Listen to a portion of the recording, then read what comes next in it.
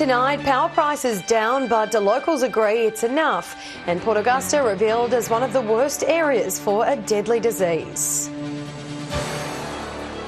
With the latest from around the region, your nightly news with Louise Hedger begins now. Good evening. A report by the State's Essential Services Commission has found power bills have dropped 3% in the last year. But local businesses say they're yet to feel the effects, and the government admits more needs to be done. For many households and businesses, switching on the lights has become a costly exercise. But new figures show there could be light at the end of the tunnel. The last financial year, electricity prices on average for households were 3% lower than the previous financial year.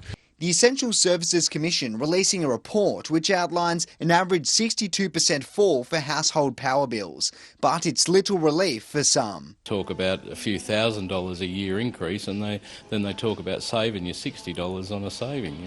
Port Augusta jeweller Sean Davidson claims each year his electricity prices have drifted further and further out of his grip. When you get a $2,000 to $3,000 power bill, it certainly it just sometimes makes you want to sit down and cry. I know that they expect a lot more from us, and that is coming. The state government says the planned interconnector to New South Wales, plus gas and renewable resources, will help slash prices in the coming years. But business owners want to see energy companies share their exorbitant profits with consumers. Maybe put some of that back into your customers and help ease the pain a little bit. Garth Burley, 7 Spencer Gulf News. A man has faced the Port Augusta court today charged with 3 counts of aggravated robbery at licensed premises in Whyalla. Police allege the 27-year-old with no fixed address targeted the Sussex Hotel, the new Whyalla Hotel and the Rupina Football Club in the space of 2 weeks last month. Meanwhile, in Port Augusta, a 34-year-old Northern Territory man has been arrested and charged over a hotel break-in. A South Australian man has lost 13 demerit points and fined more than $3,000 for multiple traffic offences near Broken Hill. Police say the 56-year-old man's licence expired in 2015 and that he was driving with an obscured number plate when he was pulled over on the Barrier Highway yesterday. A further search of his vehicle revealed drug paraphernalia. New figures have revealed Port Augusta is one of the worst areas in the state for heart disease deaths. The Heart Foundation today holding a pop-up clinic for residents in a bid to reduce the risk of the disease. Taking the test for an insidious disease with a reputation as one of Port Augusta's biggest killers. The local mayor hoping to lead from the front in improving our heart health. Our highest rate of death is through heart attacks. In our city, in our community, which is quite amazing when you hear about the other health issues. The Heart Foundation hitting the road to spread a crucial message in regional communities. What we're trying to do is motivate the community to come in for a free health check. So we're testing blood pressure and cholesterol, and today it'll take about 30 minutes. This doctor says Port Augusta residents need to be doing more to reduce their risk. We do know that there are high levels of obesity, lack of physical activity, as well as high smoking rate. So they're really strong predictors of heart health. Getting a health check, another important step in identifying early warning signs. So anecdotally, we do know that there aren't enough people at the moment going on to their GP for a heart health check. Don't be afraid of it. It'll only tell you if you're in good condition or bad condition, and it'll give you an opportunity to make yourself healthier and live longer. The clinic will also be open at North Point Toyota tomorrow. Garth Burley, 7 Spencer Gulf News. Calls are being made for more support for regional hospitals to reduce the number of avoidable deaths in remote centres. It comes after a report described the preventable death of a Broken Hill teenager in 2017. Patrick Reinke has the details. Broken Hill Hospital's in the spotlight, with media reports last night detailing the story of 18-year-old Alex Braze and his tragic death 2 years ago. The blame squarely on the Broken Hill Health Service and its mismanagement in not diagnosing something simple. That illness led to an undiagnosed bacterial infection and ultimately his death. The emergency department under fire for not completing standard medical tests despite his multiple visits to the ED. A full-scale investigation was was eventually undertaken, New South Wales Health says it's reiterated to local services the importance of vital sign observations for patients in the ED. Locals saying their regional services are under the pump. They're under that much pressure. One doctor, 20 patients to see. He wants to try and get you out within a decent hour and a half, and it's just not right, like the poor staff. But some say the support they've received is adequate. There wasn't many people in there, so I didn't have a long wait at all. I broke my wrist about a week ago and come up here, and they were fantastic. A bit of a wait, but you expect that. Prompting renewed calls for doctors to be encouraged to move to the region, for more nursing staff to be employed and a major funding boost for regional hospitals. We do have to make sure our regional health facilities are appropriately resourced in terms of staff and in terms of equipment.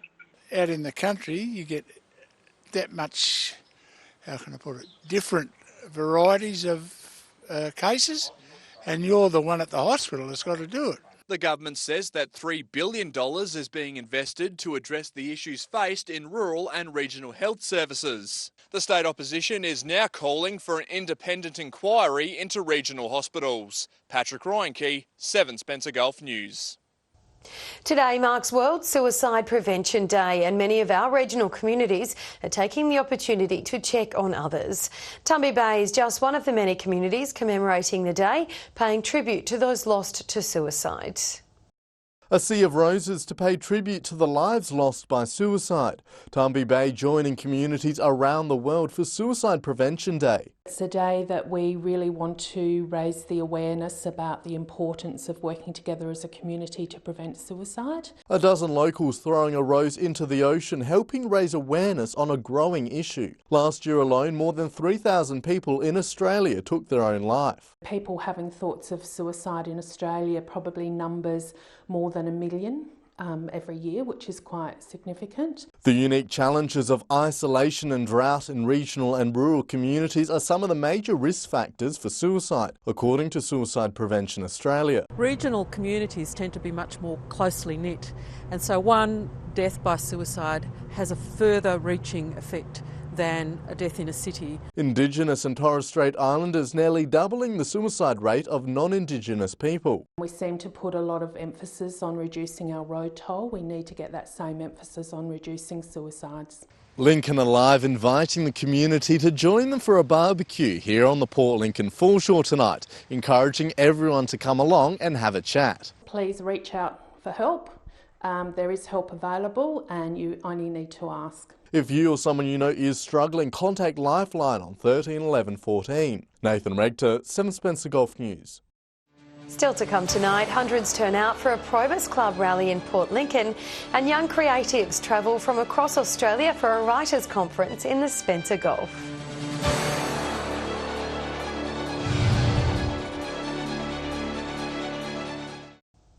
Welcome back.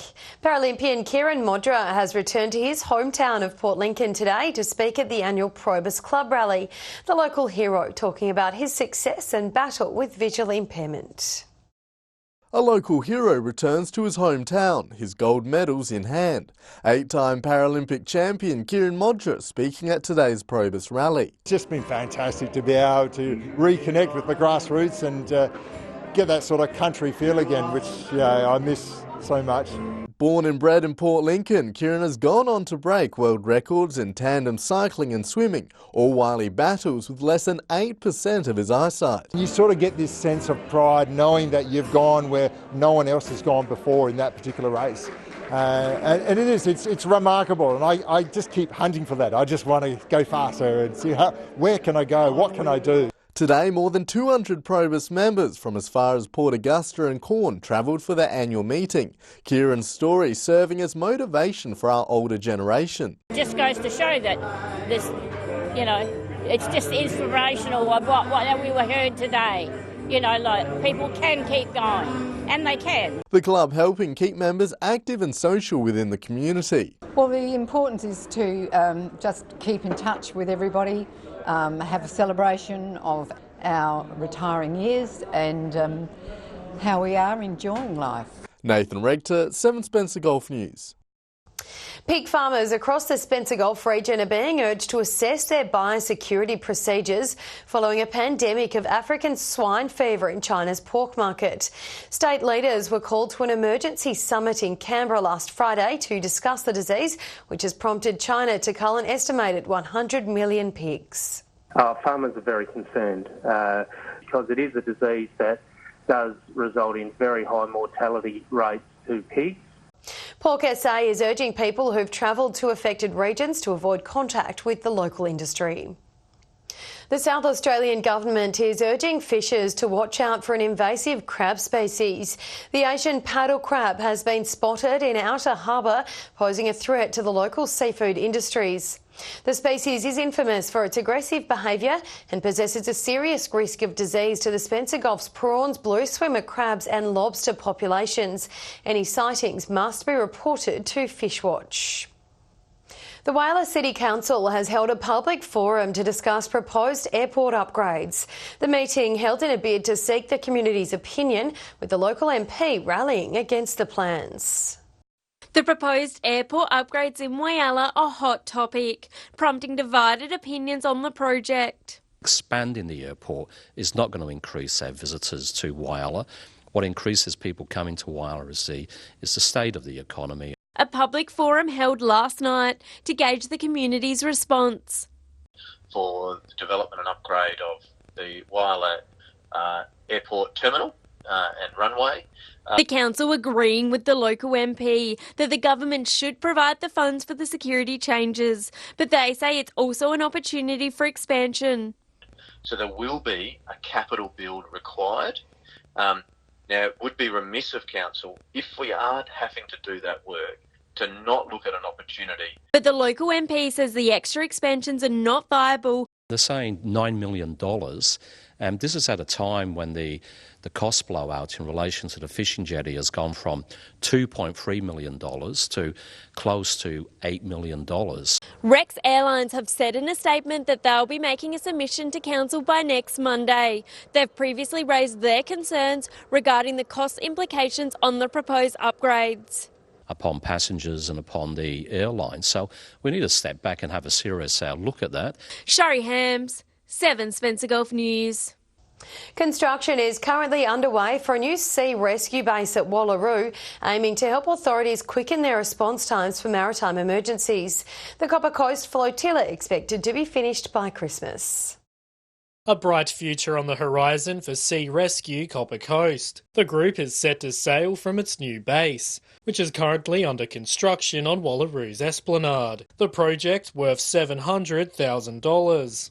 Where we'll be able to monitor and direct any rescue operations that are required in our area. Operations are set to move from the current building on the foreshore. It served us well, but it served its time. We need to open up a bigger and better place. The 2-storey facility will also include a new space for the flotilla's rescue boat. A large shed to contain our rescue boats, which are currently in a shed over the back of Wallaroo. The relocation halving the time it takes the flotilla to respond to an emergency out in the Gulf. Instead of being about 45 minutes to an hour to about 20 to 30 minutes. A new microwave link system will be set up on top of the neighbouring grain silo rooftop. Its installation will help remove a shadow which impedes coverage over the Moonta Port Hughes area. We will have a 180-degree coverage all up and down the Copper Coast Gulf from Port Hughes right through up to Port Pirie. The Copper Coast flotilla looking to get operations up and running just in time for the holiday season this summer.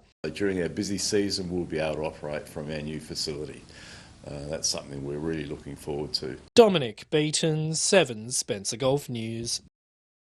Emerging regional writers from across Australia have touched down in Whyalla to take part in a week-long intensive program. With help from 3 playwright mentors, they'll be developing a theatre monologue.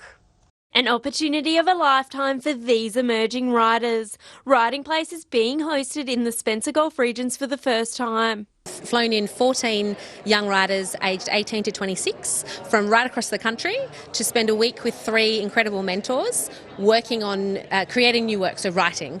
7 students joining the evening, 4 from Whyalla and 3 from Port Augusta, reading the monologues created in the 10-day program. Hear their work in the mouths of the people that it's been written for, and our industry guests get to kind of be here at the beginnings of, you know, all of these amazing writers' careers. 10-minute monologue designed to speak to young people and what they go through, and regional young people. A local Whyalla writer among those selected to join. It was really familiar to me, which I think was really lovely, feeling like I was kind of at home and in my space, because the writing process was so much about your sense of place. The creative producer of the program says the Gulf is a special destination for the project. Something really special about Whyalla, and, you know, that interplay between the challenges and the opportunities that a place offers. And take advantages of opportunities in my community in Hobart. Shari Hams, 7 Spencer Gulf News. Stay with us, a renewed push for real-time fuel pricing and the weather with Brit.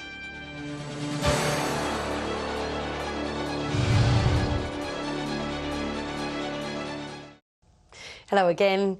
The RAA is continuing to push for real-time fuel prices in South Australia following this week's price hike of 28 cents per litre across the Spencer Gulf. The RAA claims these prices are too costly for regional motorists, adding almost $14 a tank to the cost of filling a typical family sedan. A fuel cost spike is going to hit them a bit harder because they've got more distance to travel. The South Australian Government says investigations into real-time pricing are continuing. Now time to take a look at what's happening in the weather. Here's Britt Aylen. Thanks, Louise, and good evening. After a very chilly morning, it's warmed up to a bright and sunny day about most of the region. Port Augusta reached a top of 23 degrees today, Whyalla and Port Pirie 21, Port Lincoln and Broken Hill both 18, Adelaide 17 degrees. Looking to the skies with a broad high-pressure system keeping the region relatively clear. Now let's take a look at tomorrow. On the waters, winds north to northwesterly at 10 to 15 knots with seas around 1 metre, and the sun will rise before 6:30 in the morning. It's looking warm and sunny with a tiny bit of cloud expected over Coffin Bay. Woodner looking at a top of 29 degrees, Port Augusta 28, Cleve 27, Whyalla and Port Pirie 26, Corn 25, Coffin Bay 24, Port Lincoln and Kadina both 23 degrees, Broken Hill, Clare and Adelaide all 22. Moving ahead through the week, it's looking to be partly cloudy at both Port Lincoln and Cleve over the coming days, Woodner remaining sunny. Whyalla and Kadina both expecting fine and partly cloudy conditions Thursday and Friday with a little more sun on Saturday. Port Augusta remaining bright and sunny through the weekend. A fine day expected at Port Pirie on Thursday, looking sunny Friday and Saturday. Clare and Broken Hill both expecting bright and sunny conditions through to the end of the week.